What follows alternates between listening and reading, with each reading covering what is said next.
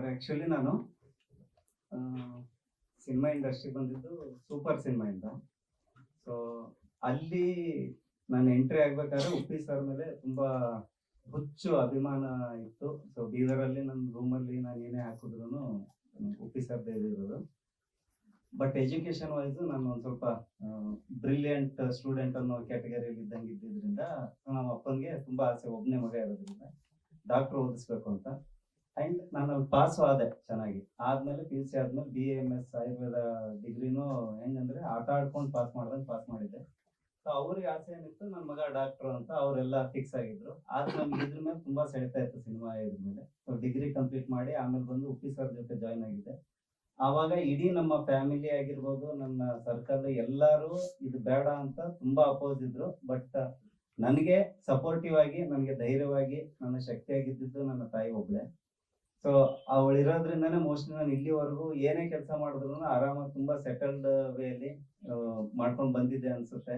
ಆಮೇಲೆ ಎಲ್ಲ ಈಗ ಹೇಳಿರೋ ಎಲ್ಲ ಪ್ರತಿಯೊಂದು ಗುಣನು ಅವಳು ಕೊಟ್ಟಿರೋ ಭಿಕ್ಷೆ ಅಂತಾನೆ ನಾನು ಹೇಳಕ್ ಇಷ್ಟಪಡ್ತೀನಿ. ಪೇಶನ್ಸ್ ಆಗಿರ್ಬೋದು, ಇನ್ನೊಂದಾಗಿರ್ಬೋದು ಎಲ್ಲಾನು. ಸೊ ಅವ್ಳು ತೀರೋಗಿರೋದು ಆಕ್ಚುಲಿ ಅವಳಿಗೆ ಇದೆಲ್ಲೋ ಚೇರ್ ಮೇಲೆ ಕೂರಿಸಿ ಪಿಕ್ಚರ್ ತೋರ್ಸೋಣ ಅಂತಿತ್ತು. ಬಟ್ ಸ್ಕ್ರೀನ್ ಮೇಲೆ ಬರೋ ಥರದಲ್ಲಿ ಆಗೋಯ್ತು. ಇಲ್ಲಿ ಅವಳ ಆಶೀರ್ವಾದ ಇದೆ ಅಂತ ಅನ್ಕೊಂಡು ಹೋಗ್ತಾ ಇದ್ದೀನಿ ಸರ್.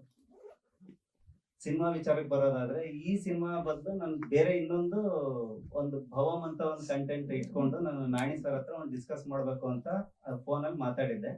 ಮಾತಾಡಿದಾಗ ಅಲ್ಲಿ ಅದ್ರ ಬಿಫೋರ್ ಏನಾಯ್ತು, ಇದು ಸಣ್ಣದೊಂದು ಕಂಟೆಂಟ್ ಈ ತರ ಇದೆ, ಸಣ್ಣ ಬಜೆಟ್ ಅಲ್ಲಿ ದೊಡ್ಡ ಪ್ರೊಡ್ಯೂಸರ್ಸ್ ಅದು ಎಲ್ಲ ನಾವು ಹಂಟ್ ಮಾಡೋದು ಸಿಗ್ತಾ ಇಲ್ಲ ಕರೆಕ್ಟ್ ಆಗಿ. ಆಮೇಲೆ ಇಂಡಸ್ಟ್ರಿ ಸಿಚುವೇಶನ್ ಹೆಂಗಿದೆ, ಅಷ್ಟು ಚೆನ್ನಾಗಿಲ್ಲ, ಫ್ರೂಟ್ಫುಲ್ ಆಗಿಲ್ಲ ಅಂತ ಹೇಳ್ಬಿಟ್ಟು ಮಾತಾಡ್ತಾ ಇದ್ದಾಗ, ಚೇತನ್ ತುಂಬಾ ಕ್ಲೋಸ್ ಫ್ರೆಂಡ್, ಅವ್ರ VFX ಆರ್ಟಿಸ್ಟ್. ಆಮೇಲೆ ನಮ್ದೇ ಒಂದು ಟೀಮ್ ಕಟ್ಕೊಂಡು ಏನೋ ಮಾಡೋಣ ಅಂತ ಎಲ್ಲ ಪ್ಲಾನ್ ಮಾಡ್ತಾ ಇದ್ವಿ.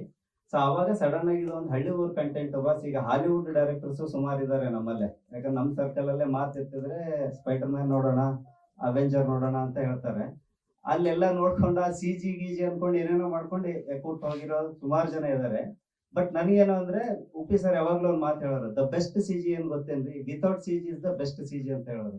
ಸೊ ಅದನ್ನ ಇಟ್ಕೊಂಡು ನಾನು ಒಂದು ಲೋಕಲ್ ಫ್ಲೇವರ್ ಅಲ್ಲಿ ಇದ್ರೆ ಚೆನ್ನಾಗಿರುತ್ತೆ ಬಾಸ್. ಅದು ನಾನು ಈಗ ಪ್ರೀವಿಯಸ್ ನನ್ನಾಕಿ ನಾವು ಐಫೋನ್ ಅಲ್ಲೇ ಶೂಟ್ ಮಾಡಿದ್ರು, ಅದನ್ನ ತಂದು ನಾವು ಏನೋ ಇದ್ ಮಾಡಿದ್ವಿ.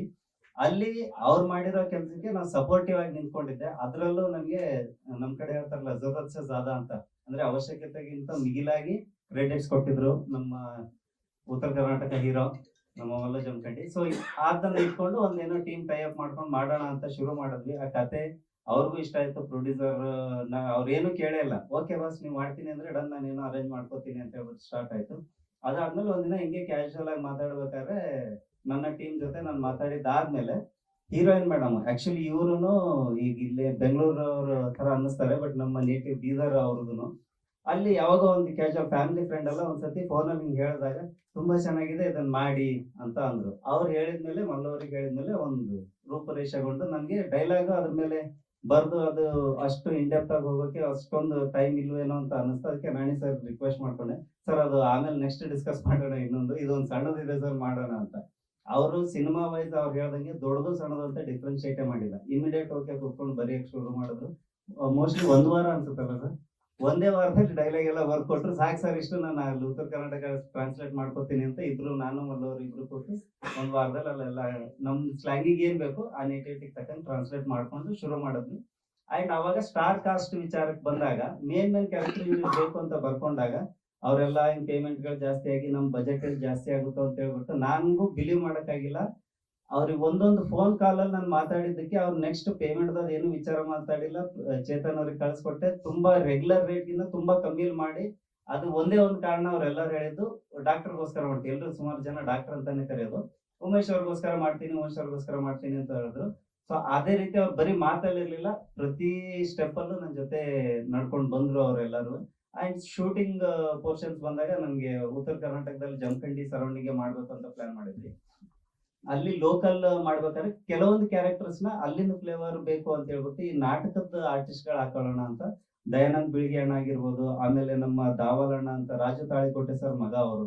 ಬಟ್ ಒಂದು ದಿನಾನು ನಮ್ ಜೊತೆ 1 ವಾರ ವರ್ಕ್ ಮಾಡಿದ್ರಲ್ಲಿ ಆ ಆಟಿಟ್ಯೂಡ್ ಅವ್ರೆಲ್ಲ ತೋರಿಸ್ಲಿಲ್ಲ ಪಾಪ. ಸೊ ಅಷ್ಟು ನನ್ ಕ್ಲೋಸ್ ಆಗಿ ವರ್ಕ್ ಮಾಡಿದ್ರು. ಅದಾದ್ಮೇಲೆ ನಮ್ಮ ಶಿವ ಅಂತ ಡ್ರಾಮಾ ಆರ್ಟಿಸ್ಟ್. ಆಮೇಲೆ ನಮ್ಮ ಟೀಮ್ ಜಮಖಂಡಿ ಹುಡುಗರ ಟೀಮ್ ಹೆಂಗಾಗಿತ್ತು ಅಂದ್ರೆ ಫ್ಯಾಮಿಲಿ ಫ್ರೆಂಡ್ ತರ ಇದ್ವಿ. ನಮ್ಮ ಆನಂದ ವಿಶಾಲ್ ಎಲ್ಲಾರು ಹೆಂಗಂದ್ರೆ ನನ್ಗೆ ಹಿಂಗ್ ಏನೋ ಹಿಂಗ್ ತಿರುಗಿದ್ರೆ ಅದು ನನ್ಗೆ ಏನೋ ಬೇಕು ಅಂತ ಅವ್ರಿಗೆ ಅಂಡರ್ಸ್ಟ್ಯಾಂಡ್ ಆಗೋದು